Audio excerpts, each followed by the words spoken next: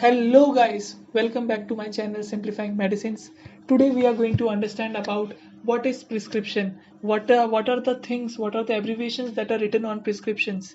Only on this channel's name Simplifying Medicines, we are really going to simplify medical terms, medical diseases, and whatever topics, research topics, whatever other pharma related topics which are included, we are going to simplify it and make it very easy for you guys to understand. So let's get started. And doctor हमें एक specific number of medicine, specific number of medicine, उनके नाम, उनके letter के कब लेना है, उसे कब खाना है, कितना खाना है, ये हमें एक स्पेसिफिक पेपर पे लिख के देते हैं. उस पेपर को हम प्रिस्क्रिप्शन कहते हैं. ओके.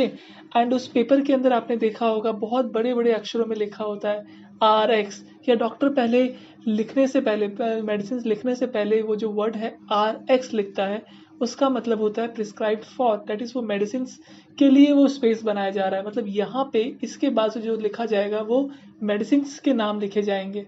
ओके. तो वो मेडिसिनल नेम के लिए RX एक सिंबल यूज होता है.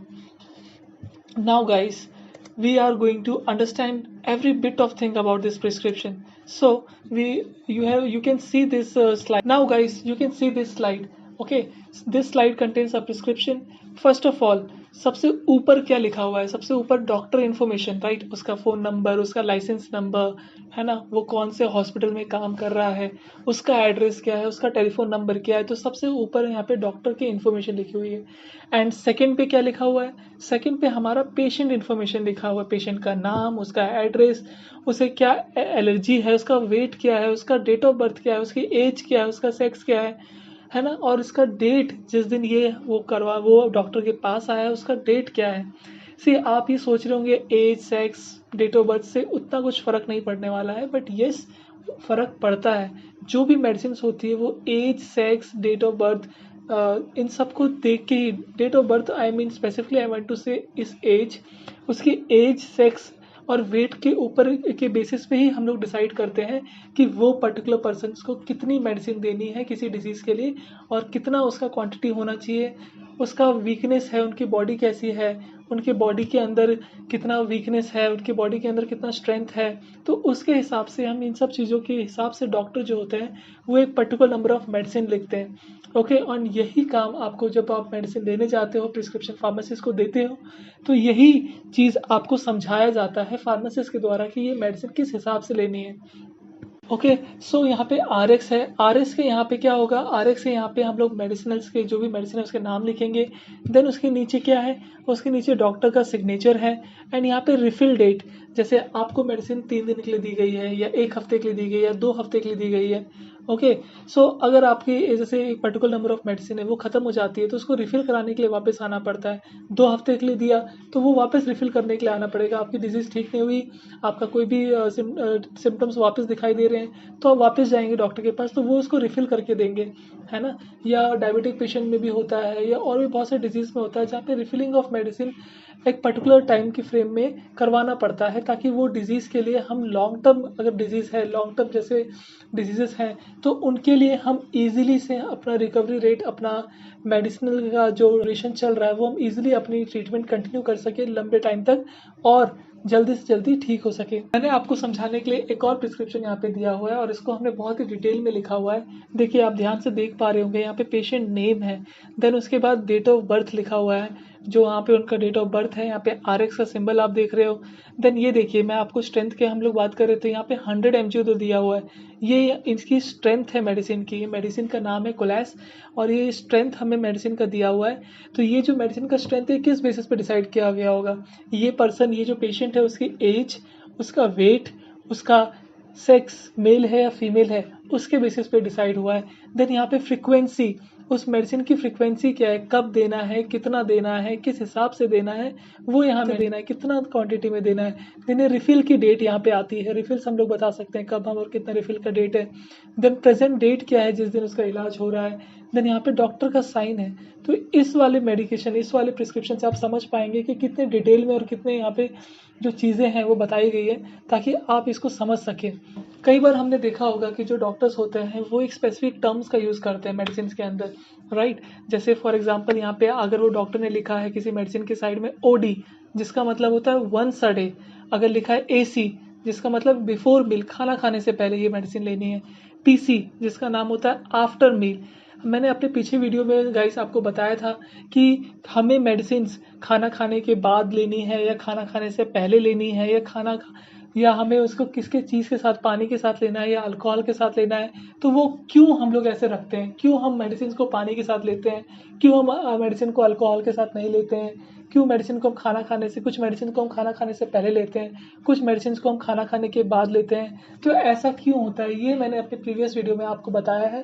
प्लीज़ उसको जाके देखिए, आपके माइंड को बहुत क्लियर होगा, आपको मेडिकल्स की चीज़ें बहुत ईजिली समझ में आएंगी, और यही हमारा प्रयास है कि हम आपको अपना बेस्ट वैल्यू दे सकें।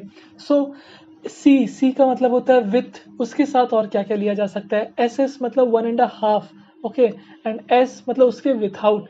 लाइक QH लिखा है तो इसका मतलब हर घंटे, ओके। देन QOD लिखा है, इसका मतलब every other day. QD that means every day वो मेडिसिन लेनी है। Q मतलब हमेशा, हर दिन लेनी है। HX मतलब उसकी हिस्ट्री क्या है, आपको पहले क्या मेडिसिन थी, या आपने ये जो पर्टिकुलर नंबर ऑफ मेडिसिन है, ये इसकी हिस्ट्री, जैसे आपका कोई इलाज चल रहा है, लंबे टाइम तक आपका इलाज चल रहा है, तो आपकी वो जो मेडिकल हिस्ट्री है उसमें आपने क्या क्या मेडिसिन ली है, तो वो HX में मेंशन हुआ किया जाता है। DX डायग्नोसिस क्या है, कि आपको फॉर एग्जांपल आप जाते हैं डॉक्टर के पास, तो वो आपका BP चेक करता है, वो आपका टेम्परेचर चेक हो गया, फिर वो आपके ब्लड के सैंपल्स लेता है, वो आपके यूरिन के सैंपल्स लेता है, आपके वेट का नाप लेता है, आपके हाइट का नाप लेता है।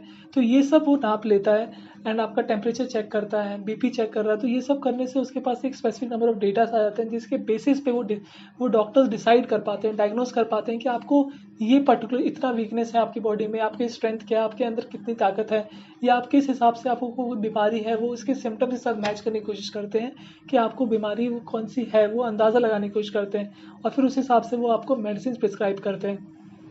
आपको समझाने के लिए हमने एक और यहाँ पे स्लाइड ली है, जिसमें लैटिन RX टर्म्स लिखा है। ये मोस्ट कॉमन टर्म्स हैं। BID, जिसमें ट्वाइस अ डे मेडिसिन अगर हमें लेनी है। TID that means thrice times a day अगर हमें मेडिसिन लेनी है।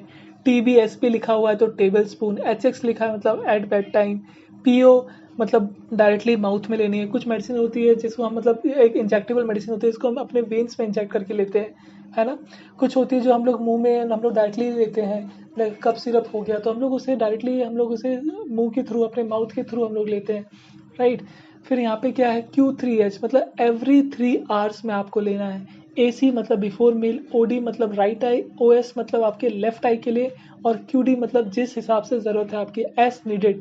जैसे फॉर एग्जांपल आपने इतना लिया और इतनी क्वांटिटी में आपको लग रहा है कि ये मेरा इतना ठीक हो रहा है या इतनी ज़रूरत है, अगर आपको नहीं ठीक हो रहा है, वो आपकी बीमारी और सिवियर होती जा रही है, तो उसके हिसाब से हम लोग आगे बढ़ सकते हैं ट्रीटमेंट के लिए। तो ये आपका था।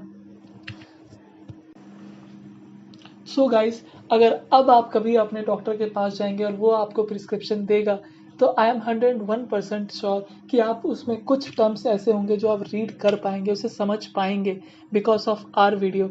Yes, you if you really want to thank us, write in the comments box and mention us. We really like it। अगर आप कमेंट लिखते हैं, आप लाइक करते हैं, तो हमें बहुत अच्छा लगता है।